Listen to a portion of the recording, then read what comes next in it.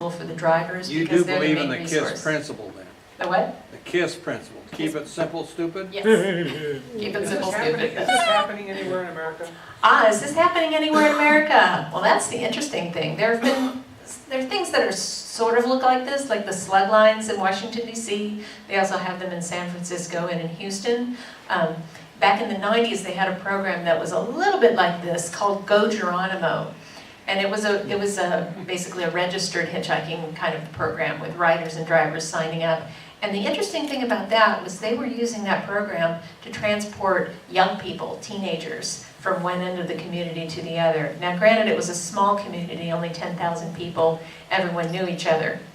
But it worked really well for about 4 years until they were able to afford a local bus that would do the same job. So it's not that. Yeah, so basically, this is the first thing of its kind. It's groundbreaking, it's really outside of the box, and it's an innovative program. And that is why the Transportation Research Board is so interested in it, because it's something new in the world.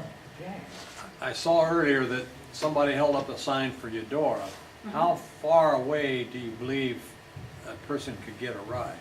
Okay, how far away do you think somebody can get a ride? We've had riders go to Eudora, to Lecompton, to Baldwin, and up to Oskaloosa. That's kind of about the limit of our range. I'm going to try in the next round of research to get to Topeka and Kansas City so that people can use this as a commuting option. Would look a little bit more like a slug line. But so far, I can't get to Missoula, Montana to see my son and his wife. Well, interestingly enough, the fellow who came from Washington State, his plan was to do some research around town, which he was very successful. His average wait time was about 6 minutes, which is even better than me. But when he went to he was going to cross-country hitchhike from Lawrence to Denver, Colorado. And he went up to Capitol Concrete, which is on Highway 2440, with his big backpack and my sign and put Topeka on it, and it took him almost an hour to get a ride. And we suspect that it's because of the big backpack and because he was going further. He no longer was a local ride sharer, he was a cross-country hitchhiker. And that is the big difference between what we're doing here and what's traditionally thought of as hitchhiking. We're local, short rides to places that people know with people that we mostly know. So it's a huge difference, and that the research is bearing that out. Yeah, question? I have got to agree with your husband's experience. The history of hitchhiking to me is that the cops got down on it, and then anyone standing on the side of the road looked like a criminal. Yeah. And so that whole myth has got to be, the police ought to do a public apology to your husband. Public apology. I'm serious. Yeah. And unfortunately, it happened to him, and that you're a mouthpiece for it. But, why would anyone pick up a person who they think is breaking the law? Yeah, exactly. That is an excellent point. A lot of people see hitchhikers and they just assume that they're an underclass, that there's some reason why they're hitchhiking. They don't have a car, they're just got out of prison, something like that. So we're not used to seeing people standing by the side of the road asking for a ride. And it will take a lot of publicity and a lot of media stories and passing the word around before people in this community just assume that that's just what we do. And our people they're bona fide and they're safe.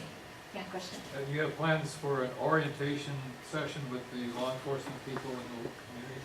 Yes, the assistant city attorney, she's the one that works with the local law enforcement, and she's all over that. She's going to get back to me today about the ordinances, and then I'm going to ask her for a session where I can tell the police about what we're doing and why it's important and why they shouldn't hassle us, and how we can use them to make it safer. So if they see one of our people that's doing something that's not very safe, standing too close to the road or obstructing traffic or something like that, I want to know about it. I want to make sure that this is helpful for the community and not hindering.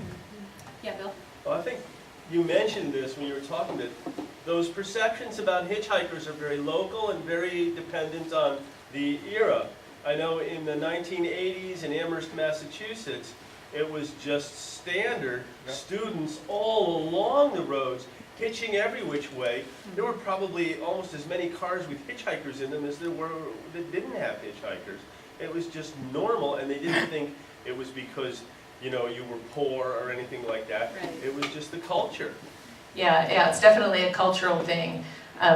I've heard from people who live out in Colorado in the ski areas, and they say that hitchhiking is so common that there will even be signposts with signs chained to them, just like what I have here, written certain destinations of close by towns, so people can just go pick the town they want to go to and hold it up, and everyone knows that that's just what you do there in that county. Yeah, so I think that's pretty cool. We should try something like that. Jennifer, you're really breaking great ground here, and from my perspective, our country has lived for too many decades in fear. And we have got to rebuild the foundations of our country around trust. And man, I wish you well. Thanks. Appreciate it. Yeah, trust, that's what it's all about. Anyone have any more questions? Thank you. Thank you.